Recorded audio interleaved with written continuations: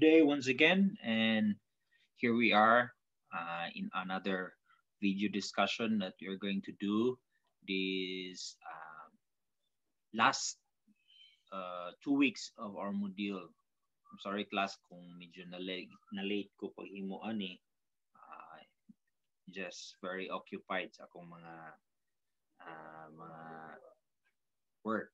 So anyway, here we are. So I'm going to discuss to you the things that we need to know sa last nga part sa ato ang module. So daghanang utana sa inyo ha nga daghanang utana sa inyo ha about sa ato ang naglibog mo sa last nga part sa ato ang trabahoon or module output sa week number 7 and number 8.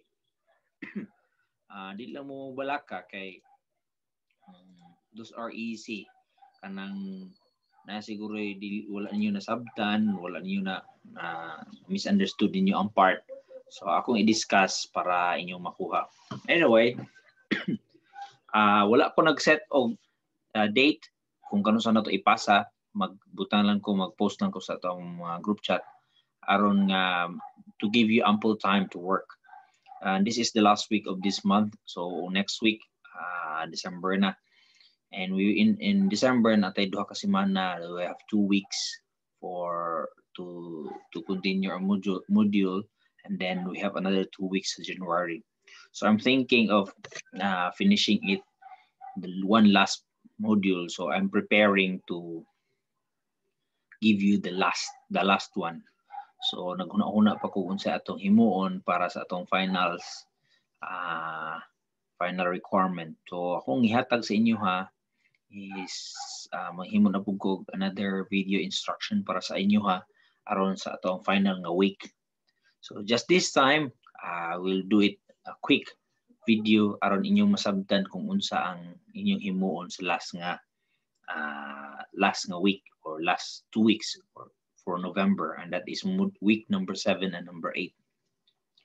Relax lang mo, dili lang kayo mabalaka kay as long as you have done your part, inyong ipasa inyong picturean, ipasa ninyo sa kuha, dili mo mabalaka sa inyong subject sa LTS. Basta i-follow lang ninyo akong instruction. And another thing is, ang hard copy katong inyong ipasa sa kuha, wala pa ko exact na date. Okay, next week distribute naman ato mga program secretary. So dili necessary nga inyong ihatag next week. I think dili ample ang time, pero I'm thinking siguro naguna-una pud ko nga basig makaya o basig dili, pero for sure dili inyo makaya. So sige lang, magulat lang mo kung sa akong another instruction. Kay kaning instruction ako, video discussion ako is late naman. It's already Tuesday today. It's not March, 24th of November. So medyo basig malate na. So tagaan ta mo og ample time to work on your module. Anyway, as I've said, sa December of January, nanala mo usa ka output. Okay? Usa or duha ka output para makita mga inyo ipasa sa kuha. And after that, everything's done. Okay? So, sa pagkakaroon, akong i-discuss ang last nga part. Okay? I'm going to share my screen. Aron inyong masabtan, asa mo to?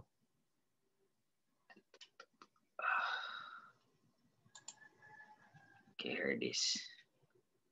Module 2.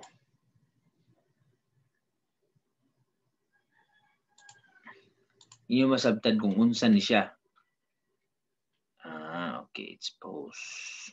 So, mag-share screen ko usab. Nawala man. Alright, here it is. Okay, here we go. Muna inyo hang kuan. By the way, kaning output or kaning nga module, dili ako naghimo ani, si Ma'am Payos.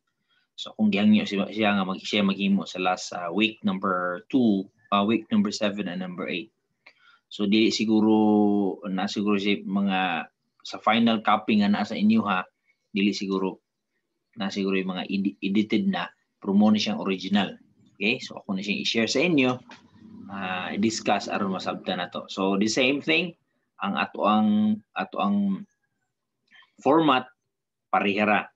So nata introduction na rationale, then intended learning outcome na to. Atong intended learning outcome this time is we will able to change our attitude to realize the value of education. So atong yung taga-gibugaton or values and education.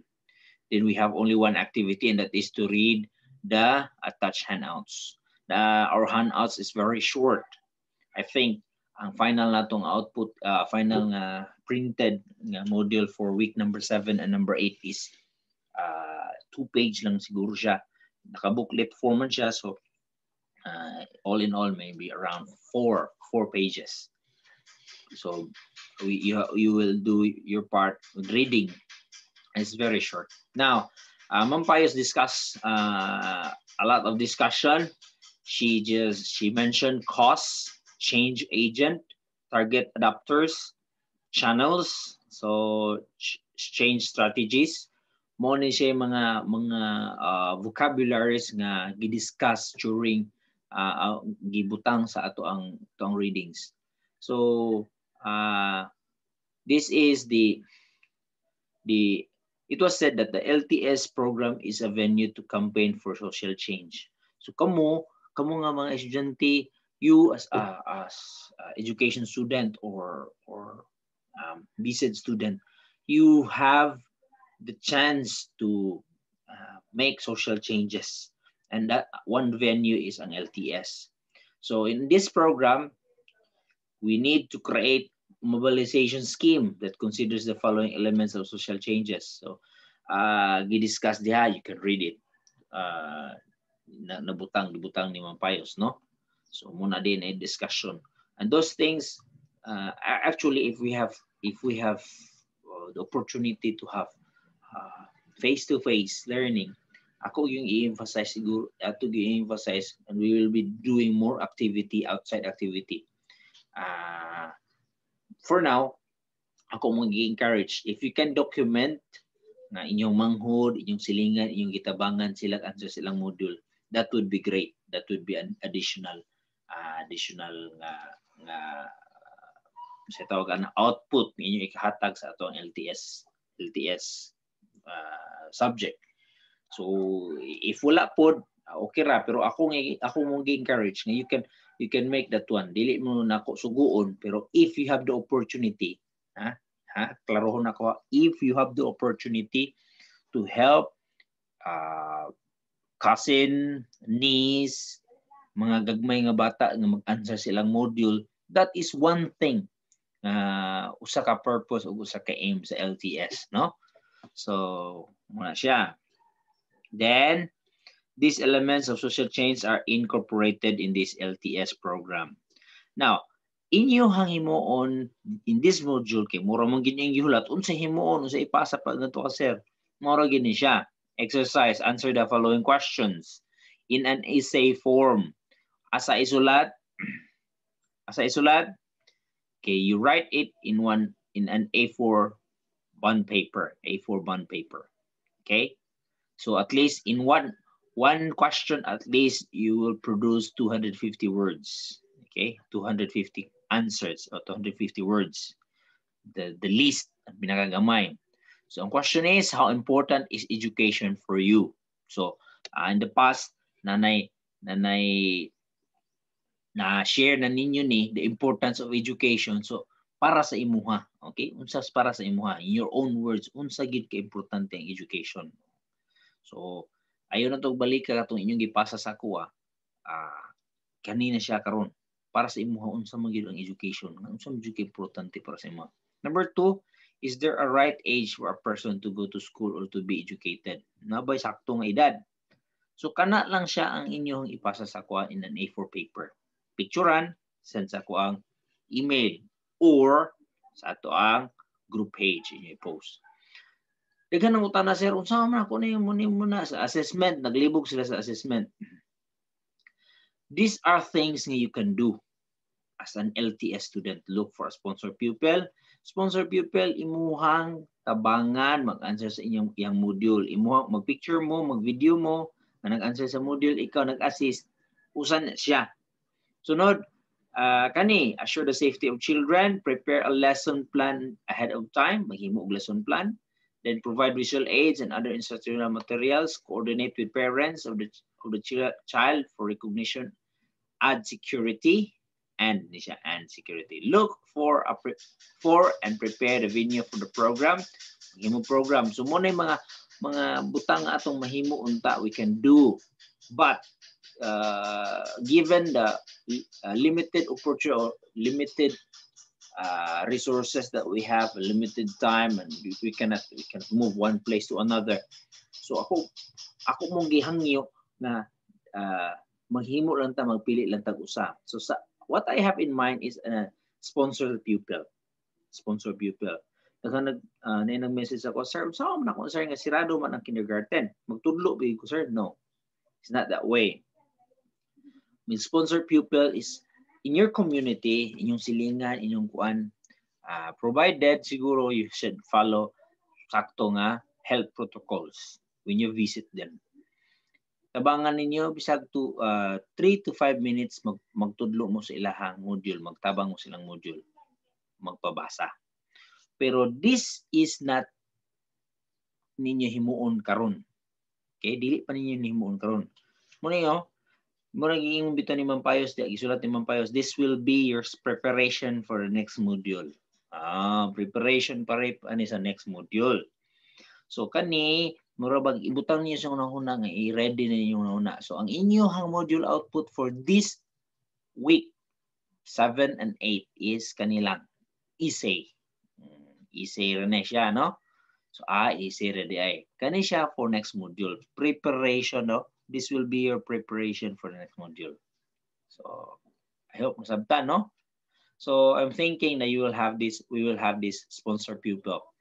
But you need to wait for my instruction because ako maghimo ko sa another video instruction for the final one na inyong himuon sa inyong final nga module output.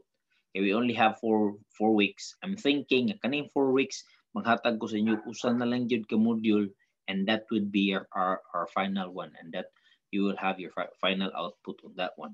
So for this week 7 and 8 you will have the exercise. You will do the exercise only, and that is answer it in an essay form, at least 250 words. All right. So muro gina inyong hiulat siguro. So dayon reflection. No need for you to answer the reflection and pass it to me. Just put it in your notebook. But Ma'am Payos reflection is not in a question form. So na-iyon siya diri. And ordinary individuals may not totally address the needs of the people in terms of literacy and education, but we can always take part in resolving it in our own little ways. Maybe we will be able to make difference. So that is a message. You can make your own reflection as well. Anyway, maghimo ra ko og final ninyo nga output. So inana lang class, inana kalisod, inana kasayon. Dili lisod. So ang assessment dili pa na siya karon. Gingon dia preparation. Instruction as an education student, you are a change agent. So instruction na siya na ay mga butang nga imong mahimo, but ibutang ni this will be your preparation for next module. So dili pa ni karon. Yes, thank you. Dili pa day karon. Ang inyong himon is only an exercise. No? So I hope it's clear. Na may mga pangutana, put it in your chat group and I will find time to answer. So this module, I said this module was sponsored by Miss Hazel Grace Payos. She's a teacher of our NSTP and she's handling LTS 1. Kasi mga few students LTS 1 as well. So I hope clear ta na class, no? And I hope nga wala na mo naglibog anak. So in making this module, this final one, you have akong balikon, write it in an A4 paper and write in an essay form. So please write legibly. Legibly meaning klaro, mabasa. Unya, picturean niya, isan nga po ninyo sa kuha sa akong email or sa ibutang ninyo sa ato ang group page or sa page sa Facebook. So I hope clear ta ana. And then ang atong deadline for the hard copy to be determined pa, kay naguna-una pa ko nga tagaan mo ample time to answer. So siguro basta dili pa gyud karon, dili pa karon pagpas na ko sa kuha, pero ready na mo inyo mo pass na mo early sa kuha, okay lang gyapon. Pero I'm thinking iuli na ko ni tanan ninyong mga module outputs inyo ha, and himuon ninyo as a portfolio. Kay for the final one I will be collecting, or I will be asking you to have a portfolio sa tanan ninyong module output. See?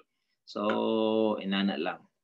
So I hope nga nasabtan, I hope nga klaro sa ato ang tanan. And to end our discussion, so you as the future of this nation, you need to look around to help the society, to help the community. And one thing that you can help is through helping the children. In the near future, you will be a teacher. If you finish your basic course, you will be teachers. So teachers is not only teachers at school. You will be teachers around. You will have in everywhere you go. You will be teacher. So you will be sharing good things. You will be sharing knowledge to young children, not only to young children but also to everybody. So good luck to all. God bless, and see you for our next module discussion. Bye.